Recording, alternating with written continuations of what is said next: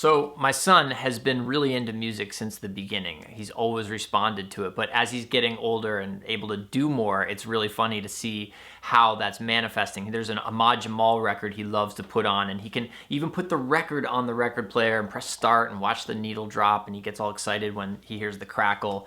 Loves to sit at the piano and just basically whatever. Loves coming into my office and playing with my saxophone, not playing the saxophone. Do do do do do do do do do do do do do.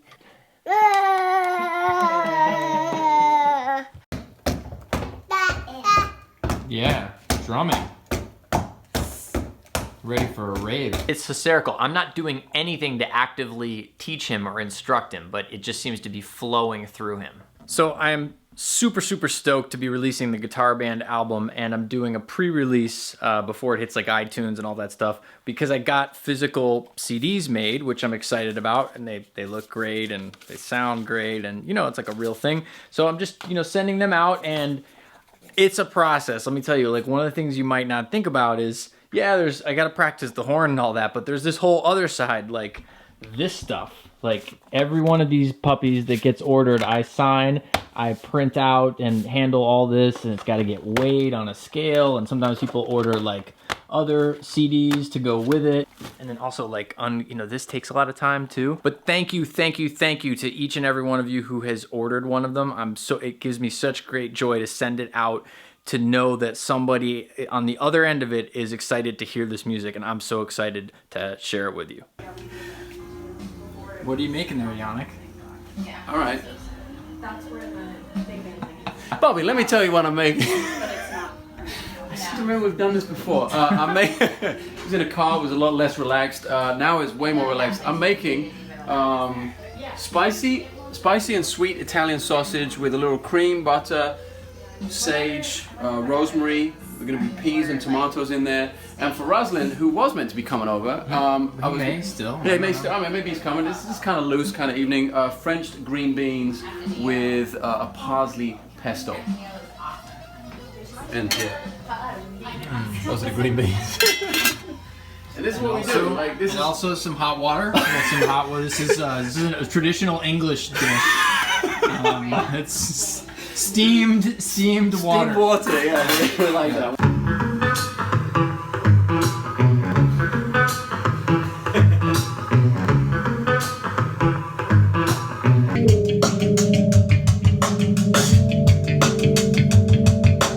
Some of the music I know what we're gonna play. It's some tunes that we've been playing.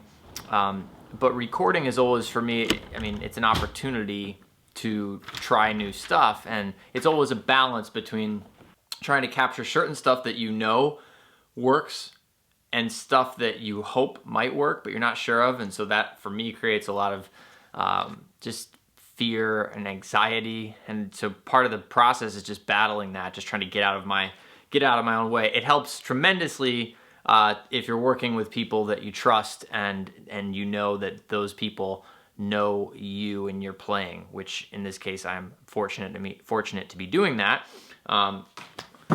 There's music that I don't even know what it's gonna be yet. There's some songs that are so developmental at this point, I wouldn't even call them songs. I don't know what key they're gonna be in or all this stuff. So this just leads me to this idea of practicing. A question I get so frequently is, Bob, I've got so many things to practice for. How do I balance that all? And the reason that I talk so much about, and I preach this to my students, and I work so much on this myself about fundamentals, is I don't really know a much better way than get myself settled on the horn, just connect myself to this cold hunk of metal, than playing simple and fundamental things, rather than trying to, okay, I gotta work on this song and work on that song, and I have this recording on Friday, and I have it's a session on Friday, I've got my own recording on Thursday, I have a gig tomorrow night. There's lots of stuff. I have these lessons that I'm working on for my students, and it's so fragmented, just even talking about it gets me sort of like, so I'm gonna take the next 2 hours, I'm gonna turn everything off, and I'll use my little timer, 25 minutes at a time, but I won't be surprised if at least half of that is very much just like long tones and major scales throughout the range of my instrument, and just very chromatic stuff, just trying to connect, just fundamental stuff. You probably know this trick already, but when my reed is too hard, and right now I'm playing a Rico Royal 3.5, which is my standard go-to reed, has been for years, but whatever the batch that I have right now, it's either harder or I kind of got used to playing those Rico 3.5s, which were a bit softer. Either way, I'm having a little bit of a difficult time right now. I'm 5 minutes into my first chunk of 25 minutes of practicing here. See? About 5 minutes in. You know, my thing, I put that timer on 25 minutes. It's called the Pomodoro technique. It's like sometimes when I feel like I need to get a lot of practicing in, but I don't have enough time, I just start with that and see where I go. So anyway, I'm just doing some long tones, some overtones and stuff. The reed is really hard, and this is what I do when the reed is too hard. I basically you just take your thumb and you just press on the heart of the reed, like right here. So I just press right there. It's a quick fix. It's not like a long-term solution, but sometimes it just helps soften the reed enough for me to get into playing it more, and then I can, you know, do the rest of the heavy lifting to break the reed in.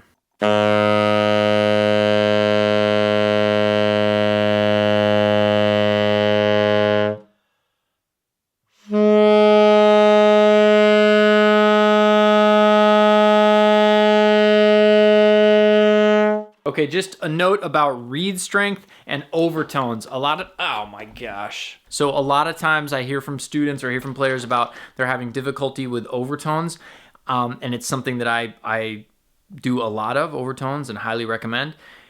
I use a fairly hard reed and an open mouthpiece, so my setup is fairly hard actually to play, so I have to work a lot on that. I have an Auto Link 9, hard rubber 9, and I use 3.5 Rico Royals. The harder reeds allow me, they make the upper part of the overtones and altissimo easier. When I get a reed that's like soft or waterlogged, like the one I have right now, it makes it really difficult for me to hit those upper partials without pinching, which of course is not something you ever want to do.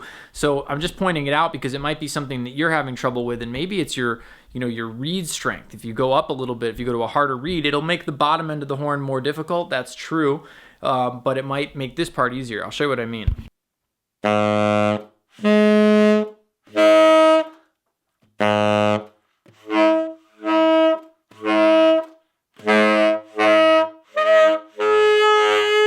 If I put on a reed that is harder,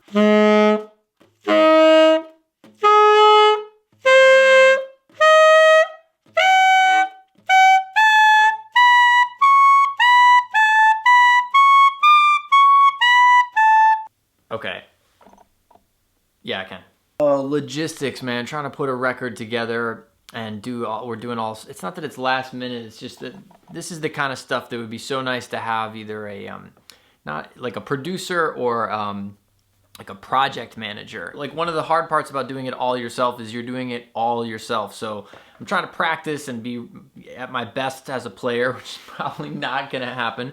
I'm trying to get music together. I'm still figuring out like what we're gonna record, and I have some little ideas that aren't fully fleshed out. And now I'm talking to the assistant at the studio because we're trying to figure out setup times and when's the piano tuner gonna get there, and can we fit like what monitor thing, like just equipment stuff, all that kind of stuff. I would love to not be dealing with it, but it's part of the project. It definitely goes with the territory, and yeah, just stuff. It's a little after 6 a.m. and I'm trying to practice first. I'm trying to get back to that. I've had no real set schedule lately in terms of when I'm practicing, and